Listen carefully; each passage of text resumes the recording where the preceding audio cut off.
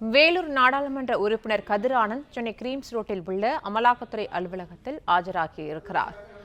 Vellore MP கதிர் ஆனந்துக்கு சொந்தமான இடங்களில் 4 நாட்களுக்கு மேலாக அமலாக்கத்துறையினர் சோதனையில் ஈடுபட்டிருக்கிற நிலையில் தற்போது அவர் அமலாக்கத்துறை அலுவலகத்தில் ஆஜராகியிருக்கிறார். கூடுதல் விவரங்களை செய்தியாளர் சரவணன் வழங்க கேட்கலாம். சரவணன், வணக்கம். விவரங்களை பதிவு பண்ணலாம். திமுக எம்பி கதிர் ஆனந்த் தொடர்புடைய இடங்களில் அமலாக்கத்துறை நடத்திய சோதனையை தொடர்ந்து அவர் தற்பொழுது விசாரணைக்கு ஆஜராகியுள்ளார்.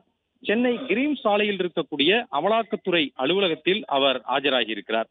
கடந்த மக்களவைத் தேர்தலின் பொழுது 2019 மக்களவைத் தேர்தலின் பொழுது வேலூர் தொகுதியில பணம் பட்டுவாடா செய்ய இருப்பதாக தகவல் கிடைத்து அதன் அடிப்படையில் வருமான வரித்துறை அப்பொழுது சோதனை மேற்கொண்டது. திமுக எம்பி கதிர் ஆனந்தினுடைய வீடு, கல்லூரி மற்றும் அவருடைய ஆதரவாளராக கருதப்படும் பூஞ்சோலை சீனிவாசன் ஆகியோருடைய இந்த இடங்களில் எல்லாம் சோதனை நடத்தியதில் அப்போது 10 கோடி ரூபாய் வரை பணம் கைப்பற்றப்பட்டது.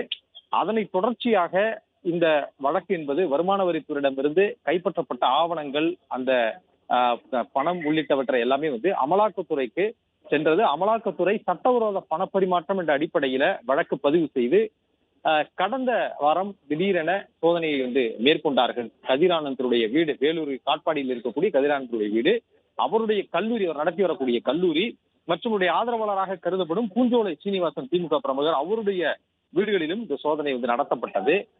குறிப்பாக கதிர் ஆனந்தனுடைய கல்லூரி மற்றும் 4 நாட்களுக்கு மேலாக இந்த சோதனை என்பது நடந்தது.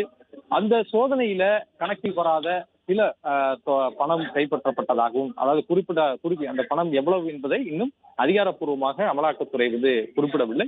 அந்த பணம் கைப்பற்றப்பட்டதாகவும் அதே போன்று ஆவணங்கள் நிறைய கைப்பற்றப்பட்டதாகவும் கூறப்படுகிறது. குறிப்பாக கல்லூரியில மாணவர்கள் கட்டணம் தொடர்பான அந்த பணம் எல்லாம் அங்குதான் இருந்ததாக அப்பொழுதே அவருடைய தரப்பு வழக்கறிஞர், கதிர் ஆனந்த் தரப்பு வழக்கறிஞர்கள் விளக்கம் அளித்திருக்கிறார்கள். ஆடிட்டர்களும் கூட விளக்கம் அளித்திருக்கிறார்கள். அதற்கான ரசீது, அதற்கான ஆவணங்கள் எல்லாம் இருப்பதாகவும் அவர்கள் தெரிவித்திருக்கிறார்கள். என்ற போதும் அலுவலகத்தில் அமலாக்கத்துறையினுடைய அலுவலகத்திற்கு விசாரணைக்கு ஆஜராகி அங்குதான் விளக்கம் அளிக்க வேண்டும் என்று அமலாக்கத்துறை தரப்புல தெரிவிக்கப்பட்டிருந்தது. அதன் அடிப்படையில இன்றைய தினம் அவர் ஆஜராக வேண்டும் என்று அமலாக்கத்துறைக்கு 2 அலுவலகங்கள் இங்க இருக்கிறது. சென்னை நுங்கம்பாக்கத்திலே குஷ்குமார் சாலையில் ஒன்று, கிரீன் சாலையில ஒன்று, வருமான வரித்துறை அலுவலகம் உள்ளிட்ட பல்வேறு அலுவலகங்கள் இயங்கக்கூடிய மத்திய அரசு கட்டிடங்கள். இதுல இந்த அமலாக்கத்துறை அலுவலகத்துல இணை இயக்குனர் அந்தஸ்தில் இருக்கக்கூடிய அதிகாரி முன்னிலையில ஆஜராவதற்கு அவருக்கு சம்மன் அனுப்பப்பட்டிருந்தது. அதன்படி தற்பொழுது திமுக எம்பி கதிர் ஆனந்த் அவர் ஆஜராகியிருக்கிறார். முன்னதாகவே அவர் இதற்கு முன்பு இங்க வந்துவிட்டு திடீரென மீண்டும் இங்கிருந்து திரும்பி சென்றார். இந்த அலுவலகமா அல்லது அமலாக்கத்துறையினுடைய மற்றொரு அலுவலகம் இருக்கிறது, அங்கு ஆஜராக வேண்டுமா என்ற குழப்பத்தில் சென்றதாக கூறப்படுகிறது.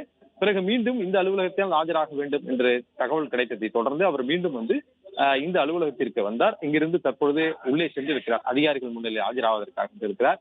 அவருடன் அவருடைய உதவியாளர் சில ஆவணங்களையும் உள்ளே கொண்டு சென்றிருக்கிறார். இந்த விசாரணை எவ்வளவு நேரம் நீடிக்கும் என்பது குறித்த தகவல்கள் கிடைக்கப்பெறவில்லை. மதியம் வரை நீடிக்கலாம் அல்லது மாலை வரை கூட நீடிப்பதற்கான வாய்ப்புகள் இருப்பதாக அமலாக்கத்துறை தரப்புல தகவல் வெளியாகி இருக்கிறது.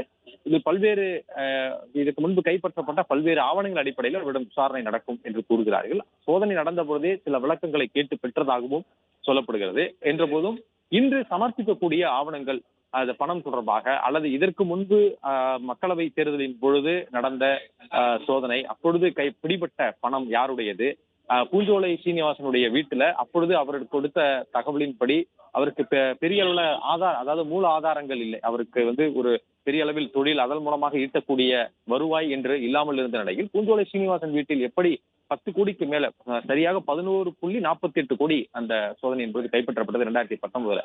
அவ்வளவு பணம் எப்படி வந்தது என்பது குறித்து அப்போதே அவரிடம் பல்வேறு விசாரணைகள் நடத்தப்பட்டு அவரிடம் வாக்குமூலம் பெறப்பட்டது. அதன் தொடர்ச்சியாகத்தான் கதிர் ஆனந்துடைய கல்லூரி வீடுகளிலும் சோதனையும் நடத்தப்பட்டது. இந்த வழக்கை தான் அமலாக்கத்துறை இதில் சட்டவிரோத பணப்பரிமாற்றம் நடந்திருக்கிறது என்ற ஒரு முடிவுக்கு தான் இந்த வழக்கை அவர்கள் பதிவு செய்கிறார்கள். இந்த வழக்கின் அடிப்படையில் தான் இந்த சோதனையும் கடந்த வாரம் நடத்தப்பட்டிருக்கிறது.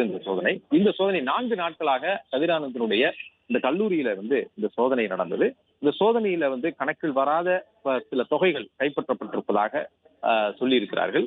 ஆனால் அது குறித்த முழுமையான விவரங்கள், அதிகாரப்பூர்வமான தகவல்கள் இதுவரை அமலாக்கத்துறை அதிகாரிகள் தரப்புல தெரிவிக்கப்படவில்லை.